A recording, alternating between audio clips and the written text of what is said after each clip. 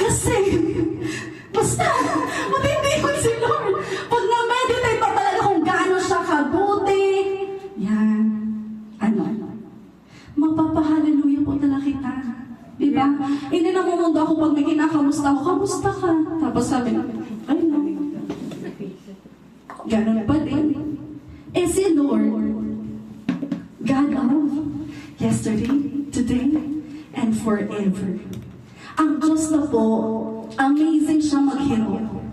Pero unique ang pagmamanifest niya ng love. Pero unique ang pag-answer niya ng prayers. Gabos po yan, amazing sa Panginoon ta. Kaya ako din a-amaze. Yeah.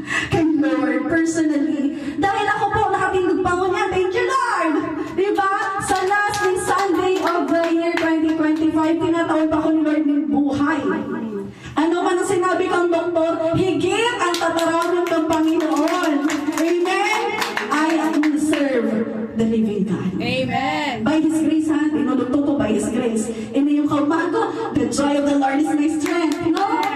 Sabi pa, in my weakness. Di ba? Makadraw kitang strength from the Lord. His grace is sufficient for me. Ano, nikoting na mga persons. Pero yun po, it's the Word of God na nagre-revive sa to. Kaya kung kulang kita sa devotion, araw na araw ta na yan. Guilty pa ba? Maghapon na. Taday patapos ang taon. Amen? Amen. Amen. Ano daw kita kung saan kita maduma. Pero araw po rin doon na-amaze ako kay Lord na naman. Kasi grabe ang pinaagal na sa ko. Naku. Pero di ko alam kung paano kayo isasabi kung saan ako mapoon. But the Lord wants to deliver us from anything na dapat. So gusto niya kitang makaluwas tuman. Gusto niya kitang, kasi nga rin po, pinapameditate sa kami, Lord. Lalo po ang book of Exodus. Sabi yung tala po, Exodus. Exodus. Pag sinabi na Exodus. Pag sinabi exit. Yan, paluwas ka na. Dahil mo na, Balikan. balikan. Si Lord po ang Diyos na nagtatang way out. Yeah, amen. Amen? Hallelujah. Hallelujah. Mababasa pa po yan sa, isa na po nito ang familiar sa Passover. Pass. Oh. Baka sabihin na, Ate Army, pass. It's over. Okay. So sige po, ipahinipan nyo lang sa ito yung ano. Dahil po sineselebrate ang Happy New Year! Wala na kapag ko naman. Happy? Bako yan! Diyan ko talaga. Hindi daw talaga. Na-happy na ako. Pero sabi ng Lord, one chance. Happy? Passover. Ayun, magka mo happy. Happy? Passover. So, happy Passover. So, bago po, talagang grabe po. Yung mga tiyatama niya, no? Direct kita. Praise the Lord. Yeah. Nagdigdig kita. Si Lord po talaga, inaayos niya ang puso ta. Pero, syempre, inabanta din po personal. Sabi nga, even our salvation, kay po tayo work out. Right? Even ang faith ta, kay one personal yan, na pinaglalaban, ay man pwedeng sabihin, uy, sino ipaglaban mo daw? Pag-worship ko, ikaw maglaban pa ako. Diba? Ang ano mo, you have to fight the good fight of faith na ika and the Lord. Isali mo ika tsaka si Lord. Yes, the church, very, very helpful. Amen? Pero mas lalo ko kamong in-encourage na bago matapos yung taon na ni dahil tanahayaan, abot na naman yung bagong taon, kapunan mo kita sa in the beginning. Maluluya na naman kita sa pagpuon. Genesis. Pa-revelation na dapat. Yeah, amen. Jesus is coming soon. Amen? Amen. Happy Passover. Na-amaze po ako. Tanong Passover? Pag ano ko po, ang usual na araw na kani, is ito po baga may pintuan.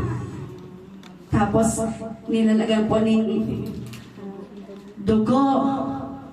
Katong ito baga pong kinatay po na special na lamp. Tapos yan, para maingatan. Hindi ko araw din nakasabihin, bakit kayo po ito po talaga mag-adal together. Ito po. Araw po, po kami. Baka maging serious nito. Sa Book of Exodus po, ugwang aki po, na ang pangalan ay Moses. Siya po ay, ano siya? Anong lahi niya? Siya po ay Hebreo. Okay? Ngunyan po, kang panahon na ito, ang mga kalaban po kang mga Israelita ay Egyptians. Ano nga po kalaban kang Israelita? Very good. Okay. Ngunyan, naara po ang mga Egyptians sa mga Israelita. Ang Israelita, grabe, nag-araki, nag-bilis, nag-multiply ang lahi. Ihabo kayo ka mga Egyptians. Ang naisip mo kang Pharaoh, o kaya kung magagano king or ruler kang lugar sa Egypt, naisip po niya na ipagalan ang gabos ng mga firstborn na lalaki. May certain age yan, natin ko na yan. Tapos po, kung panahon na ito, nagluwas po sa mundong si Moses. Kaya sabi ko na po dito sa baby pa lang siya, no? Yan. Pero ang Diyos po, amazing na naman. Kasi kapag plano ni Lord, diba? Pig-save niya po, iniunin to Siyempre, ang mga Hebrew or mga Israelite, ang mga babies, dapat po dahil garaganon. Kapag na ito, inaki po si Moses. Sige, ingatan kang ina, about 3 months. Ano ba 3 months? Basta yan, pagkaaki, itong karoon day, nasari pa kang salit, nilaan po siya sa basket. Tapos atong po sa Nile River. Kung saan po, naunduman si Aki kang paraon. Garo prinsesa siyang prinsesa, tagarawang paraon hari. Nagkakaribos duman, nakahili duman. Magayon na lang din po kasi kung ano ang destiny or pangapunan po sa tukang Diyos remains the same. So kung ano pangapunan sa to ni Lord, claim mo yan. Kahit ano mangyari sa buhay mo, para sa mo yan. Pero kay Pod mo din, magsunod sa Panginoon. So yun na po ito, nangyari to. Ang nangyari, pre-serve ng Panginoon, amazingly, dapat baga magalan po, naaraman ka to katong prinsesa o kang aki kang paraon, na aki to kang Hebrew. Siya pararaman nila mga Hebrew, baby. Sa itsura pala may makarisa na. Tapos, kung kayo nung pa nag-excite naman si Tugan, si ate ni Moses. Sabi ni ate ni Moses, gusto mo po, ipaalaga ko siya sa Hebrew woman. Tapos nagtugot man si prinsesa. Di anak pinaalaga for such time na nagtakula, may specific na time. Tapos kung pag-alaga, gano'n man ang nag-alaga po, si kapamilya, si mama niya. Tapos kaya paano siya pregato ni ate, hanggang sa iyo po niya. Tapos po, di syempre, nakabalik po siya, tayo nalaga man for such a time lang po. Tapos binalik doon sa prinsesa, naging ito prinsesa, garong mama kanto. Tapos eventually po, ang nangyari, di garo po siya, buhay Egyptian na, matarasa pa, di ka mag-Egyptian. So yan medyo brief, ano lang yan background kay Moses. Abante na kita. Diba ka mag-ano ko, super book na niya. Tapos, di na to. Pagkatapos po, si Moses, for a certain age, inabunan po siya kang Diyos. Ang sitwasyon po kang Israel, sabi ko sa inyo bago, ano nga niya mga kalaban kay Israelita? Egyptians. Ang gibo po ka mga Egyptians, sobrang inaansinda sa slavery. Ginigil po sila mga alipin, pinapatrabahong matitindi. Di syempre mga Israelita po, napapagalman. Tama ba? Napapagalman kapag narugado. Tapos nagreklamo naman sila. Tapos nag-cry out sila sa Diyos. Lord of God. Tapos na siya pagkakabot ka sa Panginoon. Pag-abot ka sa Panginoon, ano nangyari? Si Lord nagtutugon. At si Lord may aapo doon. Tama? Amen. Isa yung gusto ko po doon. Ay, marami. Sige na po, tatapusin na. May mga po pala ma-respond. Matugon. Kasi syempre, kapag may pinagpipring kita, o mag-iibon si Lord. Pag inibon ni Lord, kung ba siyang gagamitin ng tao dito sa lupa, paano ma-reach out ang mga tao dito? Okay. So yun na po, inabot niya po si Moses para maging leader ng Israel. Okay? Tapos si Moses, grabe ka na. Pero dito na yun i-dwell, okay? So yun na yan, si Moses, pinapunan siyang leader kang Israel. Okay? So nasa nakita, dugay pa. Okay. Tapos po, yung panahon na yan, ang nangyari, kaya po napod si Moses to be leader ng Israel para gamiton siya na lingkod kang Diyos, mapalaya sa iyang fellow mamamayan. No? Talaga, anong lahi na talaga Israel man, Hebreo, di ba? Para mapalaya to. So, matindi po nangyari kung mag-encourage po kung tayo pa nakabasa-basa po nito ang Book of Exodus. Duman may hiniling po na may paraon din po or hari kang Egypt na nag-a-appeal po si Moses every time kung anong sabihin ni Lord, matugon si Moses, maraling madumaan sa leader kang Egypt, nagsistand in the gap for his fellow countrymen. Kasi na to. Nakapiro pong beses na nagtatagas or nagsasabing no si Paraon sa pag-exit. Ibig sabihin po pa lang po, ang destiny ng Panginoon ay maka-exit sila from slavery. Yeah, nakakabol ba? From slavery, papalayaon, papahalion sa Ehipto para makalunod sa promised land. Okay? So, ayan ang ni Lord. Gustong mangyari. Pero ang best po yan na matagas po. Pero inaalaw mo ni Lord, ang puso katong paraon. Pero si Lord pa din ang in control. Isa ay nakakaaram kung pirang salot ang nangyari.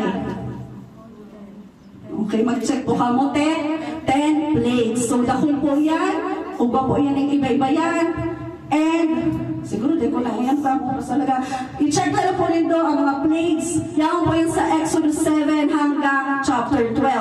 Ang last na plague, iyan po ang 10th plague. Kung saan, iyan po, wala na si Passover. Kung saan po, si mga firstborn, grabe pa yung firstborn, no? Kang mga Egyptians ay gagadan. Okay? Tapos, ang Panginoon ay nagimong paagi. No? Paano niya iingatan? Siyempre, ang baga po sa lugar kang Egypt, ang mga Israelita. Okay? So, syempre, paano maiingatan? Yun na po, sabi lang ni Lord, ano ka sa pintuan, itong hambang turbel. Yan, magdumama na talong sa Exodus 12 para may kuneta po. Diba ka din ang kasunod ng iba?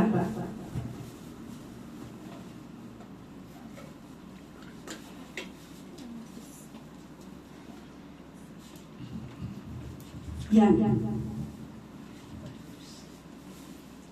Yan. So, ma-excite po kita.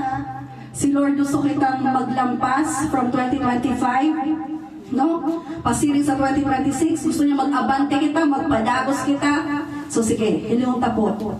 Sabi po ni Tio, sinabi ng Panginoon kina Moises at Aaron doon sa Ehipto. Mula ngayon, ang buwan na ito ang magiging unang buwan ng taon para sa inyo. Ipaalam ninyo sa buong kapulungan ng Israel na sa ikasampung araw ng buwan na ito, maghahanda ang bawat pamilya ng isang tupa o kambing. Kung maliit lang ang isang pamilya hindi makakaubos ng isang tupa, maghati sila ng kapitbahay niya.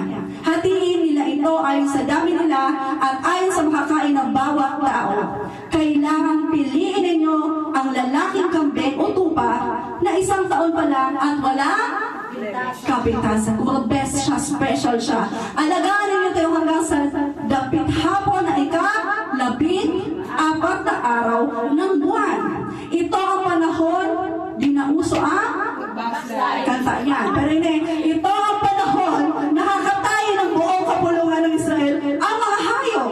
So may mga may sarabayang iribano ng pamilya, may gigiboling offering, tapos kakatayin, sabay-sabay. Okay, may pagkakasaro. Sa gabing iyon, ang kakainin ninyo,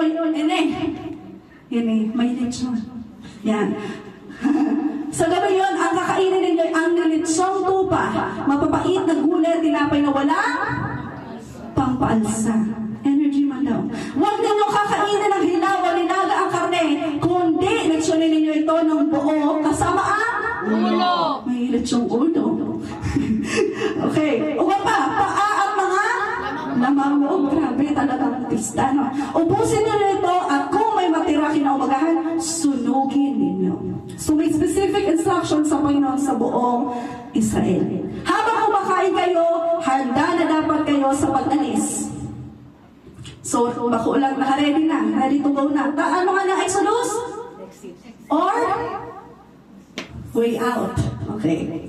Okay. Isuot ninyo ang inyong mga sandalyas at hawakan ang inyong mga baston at magmadali kayong kumain. Ito ang pista ng paglampas ng anghel na pinagdiriwang ninyo bilang pagpaparangal sa akin. Sa gabi iyon, dadaan ako sa... Hindi na mangyayari. Sabihin ninyo ko. Saan? Ehipto. Thank you. At papatayin ko ang lahat, sinasabi ko, ng panganay na lalaki ng mga Ehipsyo. Pati na ang panganay ng kanilang mga hello po, mabasa na lang po kita ha. Hayo. Okay? Sunod, parurusahan ko lahat ng Diyos ng Ehipto, ako ang Panginoon. Ang dugong, hindi na po, sinasabi ko, para mas naitindihan na yan talaga siya sa Bible. Ang dugong ipinahid ninyo sa hanggan. O yan o, yung mga doorpost, yung palibot. Okay? Ang magiging tanda na nakatira kayo roon. Kapag nakita ko ang dugo, lalampasan ko ang bahay ninyo. At walang salap na sasapit sa inyo kapag pinarusahan ko ang Ehipto. Yan, nakakasunod na kung ano nangyari o mangyayari kapag ano na to. Dapat ninyong tandaan, ang araw na ito, magpakailanman. Ipagdiwang ninyo ito, Norin. Taon-taon. Salamat ko ako sa mga estudyante. Taon-taon bilang pista ng pagpaparangal sa akin o sa Diyos. No? Ang tuntunin ito ay dapat sundin hanggang sa mga Susunod na. kaya pingayin ko sa bago Diyos ng salinlahi. Sa loob ng 7 araw, kakain kayo na tinapay na walang pampaalsa. Sa unang araw, alisin ninyo ang lahat ng pampaalsa sa bahay ninyo dahil ang sino mang kumain ng tinapay na may pampaalsa mula sa una hanggang sa 4 araw ay hindi ituturing na kabilang sa Israel. Sa una at 7 araw, magtipon kayo para sumamba sa akin. Huwag kayong magtatrabaho sa araw na iyon, maliban na lamang sa paghanda ng pagkain na kakainin ninyo. Ito lang ang gagawin ninyo. Lahat lang kakul pa. Okay. Ito, ito. Ipagdiwang ninyo, diyan pa lang ba ko? Ipagdiwang ninyo ang pista na tinapay na walang pupalsa. Lahat lang napadala ko. Dahil magpapaalala ito sa inyo ng araw na inilabas ko ang bawat lahi ninyo. Yan. Mula sa Ehipto, ipagdiwang ninyo ito magpakailanman bilang tuntunin na dapat sundin hanggang sa mga susunod pang henerasyon. Hinahilit pa ulit-ulit sa nagagas na ito ang talagang tinatapik ni Lord sa tuwa. Okay. Simulan ninyong ipagdiwang ito sa dapit hapon ng 14 na araw ng unang buwan hanggang sa dapit hapon ng 21 araw. Kakain kayo ng tinapay na walang pampaalsa sa loob ng 7 araw. Dapat wala makita pampaalsa sa bahay ninyo. Ang sino mang kumain ng tinapay na may pampaalsa, katutubo ng Israelita man o hindi, ay ituturing na hindi nakabilang sa mga mayan ng Israel. Natapuso ko nga para mas maintindihan tayo, i-explain ko dyan. Huwag na huwag kayong kakain ng tinapay na may pampaalsa sa panahon ng pista saan man kayo nakatira. Pagkatapos ipinatawag ng Moises ang lahat ng tagapamahalan ng Israel at sinabi, sabihin ninyo sa lahat ng pamilya ninyo na kumuha sila ng tupa o kambing at kaitayin nila para ipagdiwang ang pista ng paglampas ng anghel. Patuloy ninyo ang dugo nito sa mangkok. Ano yung details ha? Pagkatapos kumuha kayo ng mga sanga ng isopo at isawsaw ito sa dugo at ipakit sa ibabaw gilid ng hambal ng pintuan ninyo at walang lalabas sa mga bahay ninyo hanggang umaga. Okay, ano pa? Dahil dadaan ang Panginoon sa Ehipto para patayin ang mga panganay na lalaki ng mga Ehipsyo. Pero kapag nakita ng Panginoon ang dugo at sa ibabaw at sa gilid ng hamba ng mga pintuan ninyo, lalampasan, kaya pass over lang niya ang mga bahay ninyo at hindi niya papayagan ang mamumuksa. Satanas yan, na pumasok sa mga bahay ninyo at patayin ang inyong mga panganay na lalaki. Ang tuntunin na ito, pakibasa na po.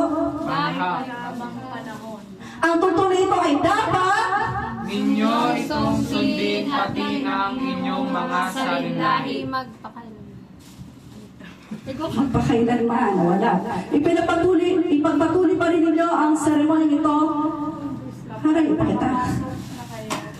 Kapag nakapasok na sa lupaibig ng ako ng Panginoon ay bibigay sa inyo. Kapag nagtanong ang mga anak ninyo, kung ano ibig sabihin ng seremonyang ito ang isasagot ninyo. Pista ito na paglampas ng anghel bilang pagpaparangal sa Panginoon dahil nilampasan lang niya ang mga bahay ng mga Israelita sa Ehipto ng patay niya mga Ehipsyo.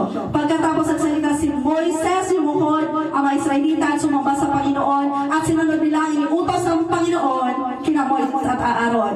Okay? Dikit, malakol pa. Sige. Pira pa. Okay. Sa ina, kung saan niloob na? Ang hating gabing iyon. 29 po. 29 pa kita. 29. Nang hating gabing iyon, pinatay ng Panginoon ang lahat. Yan ang nangyari na itong sabi ni Lord ng panganay na lalaki sa Ehipto mula sa panganay ng Paraon na tagapagpana ng kanyang trono hanggang sa panganay ng mga bilanggo na nasa bilungguan. Pinatay din niya ang lahat ng panganay na hayop. Nang gabi iyon, nagising ang Paraon at ang kanyang mga opisyal at ang lahat ng Ehipsyo. At narinig ang matinding iyakan sa Ehipto dahil walang bahay na hindi namatayan. Nangyari ang sinabi ni Lord. Nang gabi rin yun, pinatawag ng Paraon sila Moises at Aaron ang sinabi, umalis na kayo. Exodus na.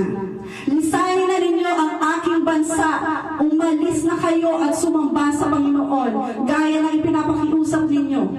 Sabi ng Paraon, dalhin ninyo ang mga hayop ninyo, gaya rin na pakiusap ninyo at umalis kayo. Pero ipanalangin ninyo na kaawaan ako ng inyong Diyos. Pinagmadali ng mga Ehipsyo ang mga Israelita na umalis sa kanilang bansa dahil sabi nila kung hindi kayo alis, mamamatay kami lahat. Kaya dinala ng mga Israelita ang mga minasa nilang harina na walang pampaalsa at nakalagay sa lalagyan, ibinalot nila sa mga damit nila at pinasan. Sinunod ng mga Israelita ang sinabi sa kanila ni Moises na humingi sa mga Ehipsyo na mga alahas na pilang at ito at mga damit. Niloob ng Panginoon na maging mabuti ang mga Ehipsyo, nagbago ng heart ni Pharaoh. Sa mga Israelita kaya binigay ng Ehipsyo ang mga hinihingi nila. Sa ganitong paraan, nasamsam nila ang ari-arian ng mga Ehipsyo. Naglakbay, okay. Sige. Okay. Sige, basahan ko ng 42 ng gabing. Umalis ang mga Israelita sa Ehipto, binantayan sila ng Panginoon buong gabi. Kaya katulad ng gabi, iyon, taon-taon nagpupuyat ang lahat ng mga Israelita bilang pagpaparangal sa Panginoon at gagawin nila ito hanggang sa mga susunod na henerasyon. Pero actually, kaya kung binabasa, tinatry ko itong mabasa gabos kasi sobrang halaga siya. Sa pag-aral ko po kanina, even up to now, or even sa New Testament, mapapansin ta na na-mention po talaga ang word na Passover. Kaya sobrang naugma ako sa Panginoon na binabagdag sa ining araw gani. So ano siya?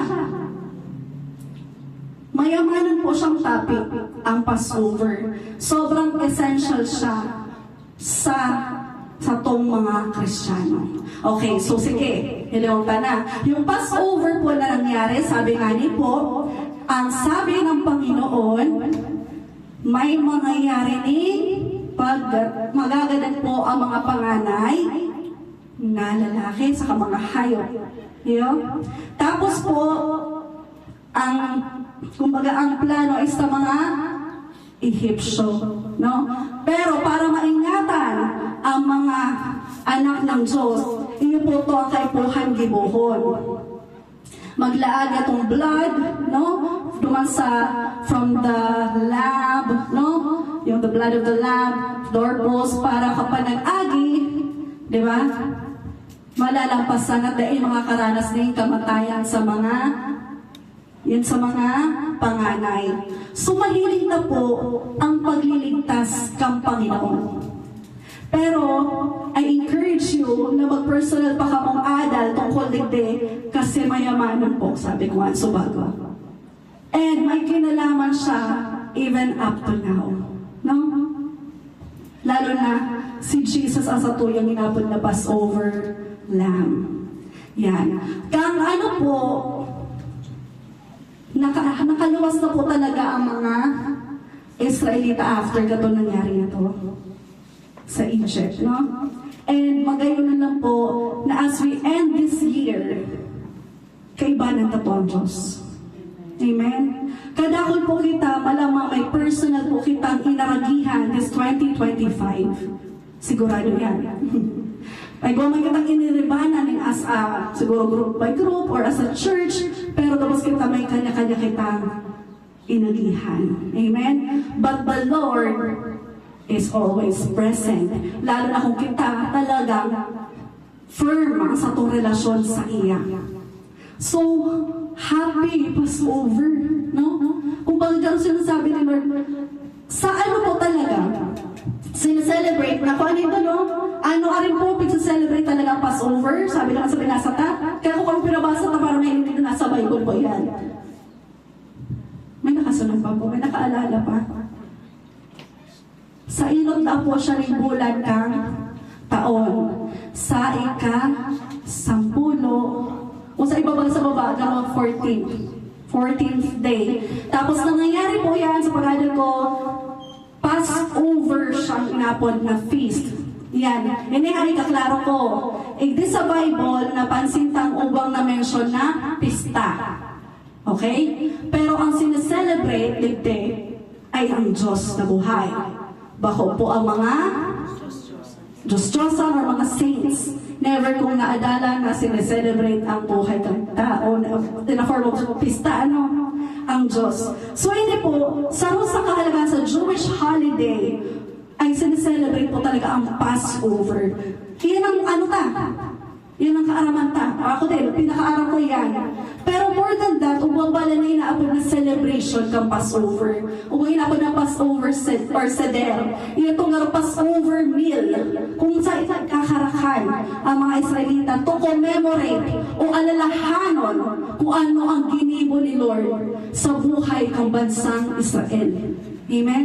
And then napupunta duman sa bansa kang Israel dahil ang Diyos ay Diyos din kang Pilipinas. Amen? May Diyos kita, nagpe-pray kita. Pray for Israel, we pray for Philippines, we pray for other countries.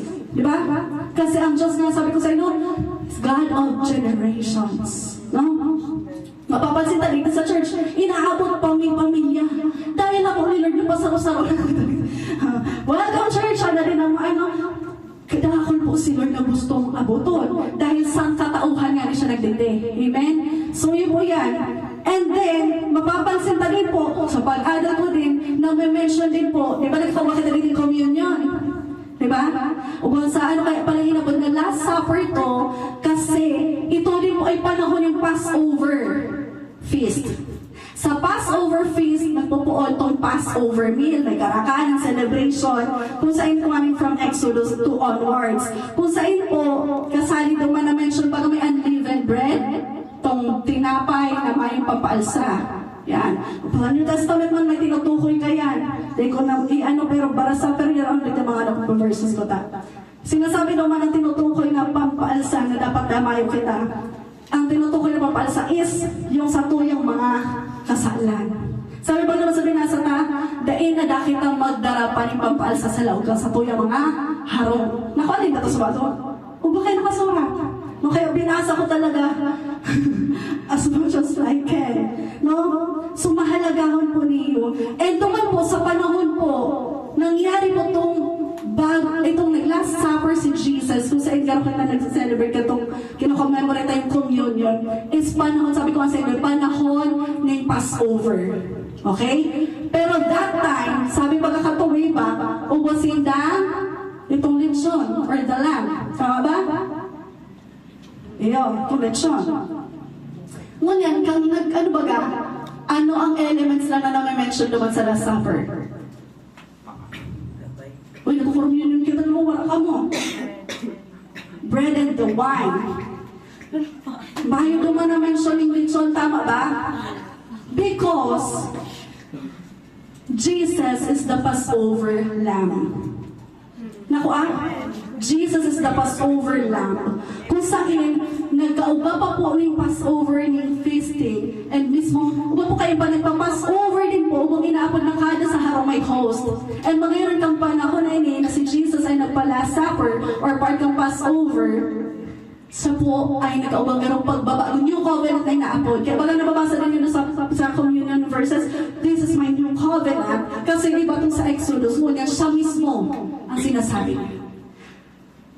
The blood of Jesus, bako na itong the blood kang itong lamb na piglitsyon.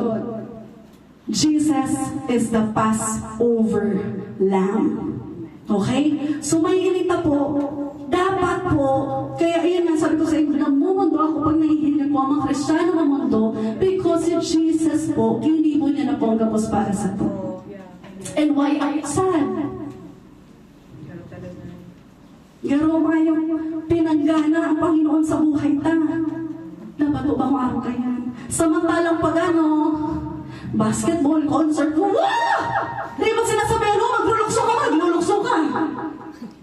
Pero pag naintindihan mo po na ang Diyos nag-abot sa iyo, niluwas ka from darkness to light, pinalaya ka, garo araw ka ng Exodus experience, kita po garo kita Israelita, pero may personal kitang deliverance or freedom na ginibo ang Diyos sa to. His name is Jesus, the Passover Lamb who takes away the sins of the earth. May forgiveness, kaya ito pala explanation, this is my blood, this is my body. Remember, kaya nga ni mahalagahon na kino-memory ta ang sinasabi dito. Dahil kita magsunod naman sa pista, tinutukoy ka mga idols, kundi pista kang buhay ng Diyos. Dahil kay buwata sa maalaala, daily, yearly. Sabi nito, di ba? Sa pag-aral ko sinabi, kay po, sino magpo-memory may certain day in a year because malilingawan kita mga tao. Di ba? Hindi makapot pa lang ko. Musta ang 2025 mo? Ano sasabi ng baka? Sagad na ng 1 minute, ano? Pero si Lord, buhay sa 365 days. Anyari? I-highlight na po ang Diyos. Bako kita. Sabi nga, it's no longer I live, but Christ who lives in me. No? Ang Diyos po. Ang Diyos po talaga.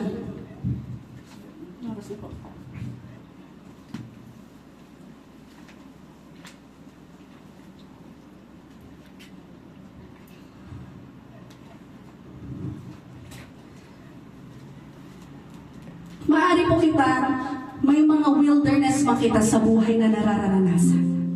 Itong mga sakit kita, gar makaabante, pero pag hinilingin mo, ano ba? Nakakaabante ka mo because of the love of the Lord. Hindi po, gusto ko pong i-highlight na ang Diyos po, again, ay Diyos ng pag-ibig. Amen? Basahan tayo sa Lamentations or Panaghoy. Mapuan kita sa chapter 3, verses 21 to 33.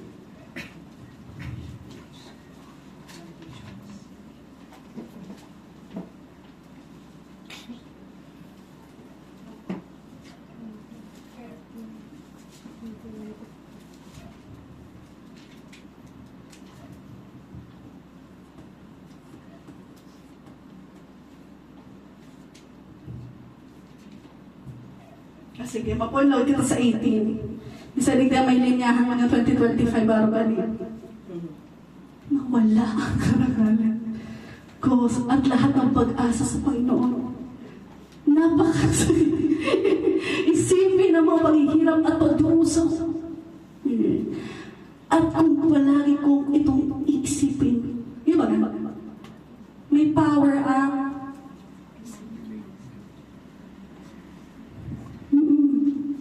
mindset ta.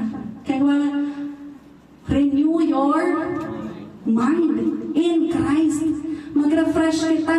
Mabagong taon dapat nagpapa-refresh kita through the Word of God. No? Okay. Pero magayon po ni. Pero, maano ng balik. Ang pag-asa ko, hindi po. Pero nagbalik ang pag-asa ko kapag naaalala ko na, sabayan mo nila ko dito with power and love. Dahil ang pag-ibig at Awa ng Panginoon ay walang katapusan, kaya hindi tayo tuluyang nalipol.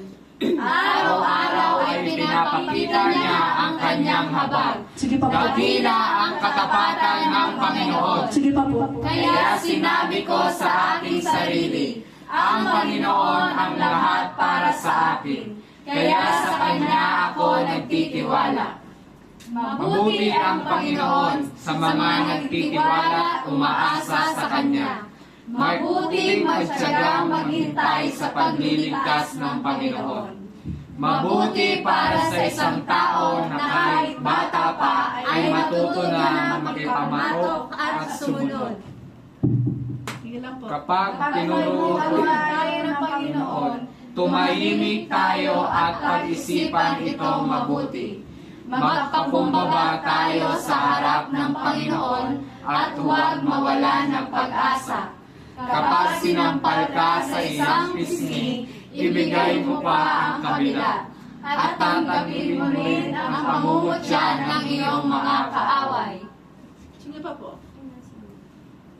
Dahil hindi tayo itatakwil, Ng Panginoon magpakailanman. Ngunit kahit nagpaparusa siya, ipinapakita pa rin niya ang kanyang habag at napakalapit walang hanggan niyang pag-ibig sa atin. Dahil hindi siya natutuwa na tayo'y saktan o kahirapan. Ayaw ng Panginoon na apihin ang mga bilanggo o baliwalain ang karapatan ng tao. Ayaw din ng kataas-taasang Diyos na ipagkait ang katarungan sa sinumang tao. Nakikita niya lahat ng ito. walang anumang bagay na nangyayari na hindi pinapahintulutan ng Panginoon. Hindi ba't ang kataas-taasang Diyos ang nagpapasya kung mangyayari ang isang bagay, mabuti man ito o masama? Kaya bakit tayong mga tao ay magrereklamo kung pinarusahan tayo dahil sa ating kasalanan? Ang dapat ay sayasatin natin ang ating pamumuhay at magbalik loob sa Panginoon. Buksan natin ang ating mga puso at itaas ang ating mga kamay sa Diyos na sarangit at sabihin, Panginoon, nagkasala po kami at naghimagsik sa inyo at hindi nyo kami pinatawad. Nagalit kayo sa amin at inusig kami at walang awang pinatay. Tinakpan nyo ng mga ulap ang inyong sarili upang hindi nyo marinig ang aming mga panalangin. tama naman na yan. Naiirita po duman na kahit ano pong tindi pa rin ka nangyari sa buhay namin, the Lord remains the same. He is a God of love and compassion. No? Pero mayan, mapapansin ta kahit may mga reklamo pa rin ka na sa buhay, kahit Kristiyano, may nagkakadaraw pa rin ng negative sa mga muso, tapo, pero may hiling pa din. It's the love of God na nagbabalik pa rin sa tupa sa iya. Yung pabalik sa Panginoon, na mong balik. Every time, mapapansin ka talaga, perfect love casts out fear. Mapapansin ka po talaga na ang tagumpay ay sa Panginoon, na talaga mayo po makakawalay sa pag-ibig ng Diyos. Diba? Kahit ano pong hardship, nawa manatili po ang satong devotion, ang satuyang pagka-in love sa Panginoon, dahil ang Diyos buhay na buhay. Bali po kita magbalik sa love ni Lord.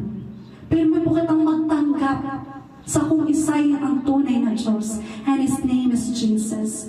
Jesus is the way, the truth, and the life. No one comes to the Father except through Him. John 14:6 po yan. So kahit anong mga pangarap po ang nadadangta, nawa ang maasambit at ang masambatalang Hesus Kristo. Amen. Nawa po sa anong laban na sa buhay, dahil kita magsuko. Dahil sa mga kaibanan ta, Dahil sa mga nangyari sa buhay ta, dahil sa nangamati ta, because Jesus is with us. Amen. Kaya talagang ang ano ta po, dapat mabago na sa itong pag-iisip, ang sa itong attitude, ang sa itong response every day na nagkakaugang bagong aldaw, bagong buhay dahil tinatawag ka kang Diyos ng pagkakataon maglingkod at mag-response sa pangapunan niya sa iyo. Amen? Ang Diyos subago, di ba pinag-unayan ta, na ang Diyos nagtutugon sa mga Christ ka mga tao.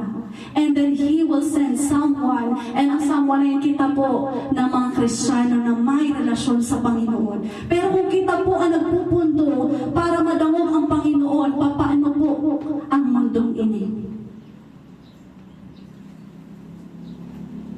Amen? Kada ko si Lord gusto sa to, ipa-overcome, ipalampas, ipa-pass over. Amen? Kadakol. Kaya kahit din sa invitation, tabagay mo to, Breakthrough 2026. Ibig sabihin, malampas kita. Ibig sabihin, malawas kita ng matagumpay. Malawas kita sa taong 2025. Malaog kita na kaibanan sa Jesus. Kompleto ka na sa gabos. Amen? Amen. Sige po, tirindog po kita. And talagang, namnamunta po, kung gaano kadakila ang Panginoon. Alalahanon ta po ang 365 o kapang the rest ng 365 ta, no? May 3 days pa kita. Pero po, dahil mo na po isipon mo na muna ang mga problema. Isipon mo kung paano ka pinatawid ng Panginoon.